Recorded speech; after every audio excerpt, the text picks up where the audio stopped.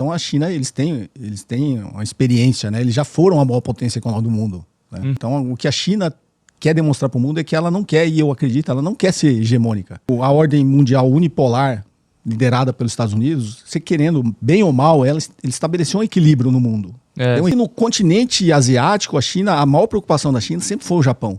Mas você pegar a história do Japão imperialista e militarista, o Japão invadiu a Coreia, invadiu a China, cometeu atrocidades nesses dois países. O que o Japão deveria era pedir perdão para esses países, né? E na realidade o que você vê agora, de um tempo para cá, com essa sinalização do declínio do Império Americano, você pode ver que o Japão começou a botar as asinhas de fora de novo. A primeira-ministra lá, Sanai Takaichi, começou a se meter lá nos problemas de Taiwan, começou a dizer que vai investir mais em defesa, né, em equipamentos militares, começou a produzir mais navios, mais submarinos. Isso para a China é uma preocupação maior do que os Estados Unidos. Então, sob o ponto de vista da geopolítica, o que eu imagino? Que a China, enquanto os Estados Unidos, na forma que está, é uma hegemonia e mantém inclusive uma ascensão e um protetorado, inclusive para o Japão, para a China é mais interessante do que, digamos, amanhã acabasse isso e os Estados Unidos falassem, vocês se virem na Ásia, como eles estão fazendo na Europa. Agora vocês se virem na Ásia.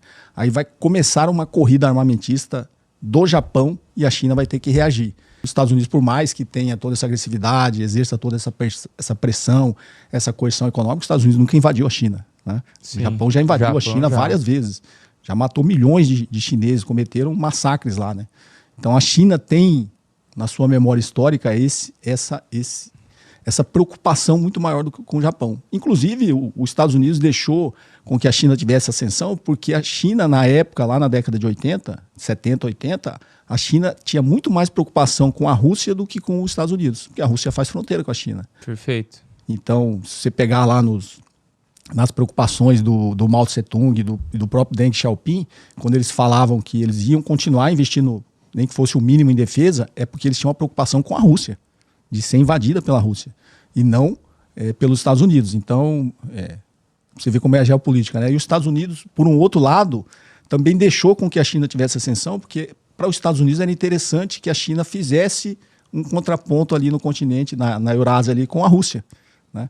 E deixou a ascensão econômica da Coreia do Sul, não seguiu o consenso de Washington, também com essa, que aí a Coreia do Sul podia também ser uma potência econômica na Ásia para fazer um contraponto com a China, que é o que os Estados Unidos está fazendo agora o inverso, né? Antes ela queria trazer a China para a sua zona de influência para fazer um contraponto na época com a Rússia e a União Soviética, e agora ele tentou cooptar o Putin ali para tentar tirar a Rússia da influência da China, para tentar, naquele encontro do Alasca, tudo o que os Estados Unidos estavam querendo fazer era gerar uma desunião entre a Rússia e a China, né? Então, assim, é tudo muito complicado, né? Quando você olha a história, o que aconteceu ao longo da história e o que vai acontecer de agora em diante. Então, eu acredito que a China tem essa preocupação e a China não tem interesse em ser hegemônica, porque isso custa dinheiro. Isso, na realidade, é o início do declínio, né? Eu acho que o mundo ideal era os Estados Unidos se contentar em não ser uma hegemonia, não ter esse problema de ficar cuidando do mundo inteiro. É uma potência econômica, né?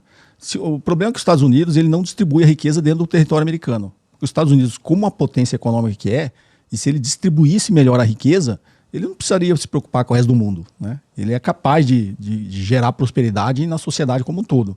E o que se vê nos Estados Unidos, as pessoas que vão nos Estados Unidos e as pessoas que vão na China, que vê completamente invertido, né? O que se prega e o que se vê. E o que se vê dentro da sociedade americana é uma decadência, né, da sociedade americana, porque eles estão cada vez concentrando mais renda, né? O 0,1% da população mais rica tem metade da riqueza do país, né? Então, não tem como a sociedade sobreviver com essa característica. Então, acho que o mundo ideal era o mundo realmente caminhar para uma ordem multipolar, com vários polos, né, de poderio econômico e colaborativo, né? Isso que eu falo. É porque os Estados Unidos se expandiu tanto, né? Ele tem um poder militar tão grande. Hoje, inegavelmente, os Estados Unidos é a única potência capaz de projetar força no mundo inteiro. A Rússia é uma potência nuclear, até maior que os Estados Unidos, mas ela é regional, ela não consegue projetar a sua força no resto do mundo.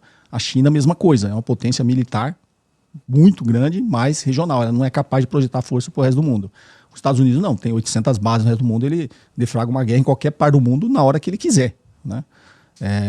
E talvez isso que os segue, né? Porque a oligarquia liberal nos Estados Unidos utiliza desse poder do Estado americano para continuar digamos assim, protelando o seu declínio, né? Só que o grande problema hoje é a hegemonia do dólar, o que permite que a própria oligarquia liberal dos Estados Unidos consiga projetar e extrair renda do resto do mundo é a hegemonia do dólar. Por isso que os Estados Unidos tenta defender a qualquer custo o poder da sua moeda, né? Teve até agora esse lance que a China proibiu, né, os bancos chineses de continuar comprando dívida do Tesouro Americano. E os Estados Unidos vê isso como um grande problema, por isso que o dólar ontem derreteu, né? No resto do mundo, né? Aquele índice DXY, né, que é o dólar frente ao euro, ao iene, né, ao franco suíço e as principais moedas do mundo, ele tem perdido força, né, inclusive contra o real, né, tem perdido força, justamente porque o dólar ele tende a se desvalorizar, e isso é um grande problema para os Estados Unidos, apesar do Donald Trump ter falado lá atrás que ele desejava isso porque tornaria os produtos americanos mais competitivos, né. Mas vocês são do mercado financeiro, sabe, tudo tem um equilíbrio, né. Você não pode, tem que cair, mas não pode cair tanto, né?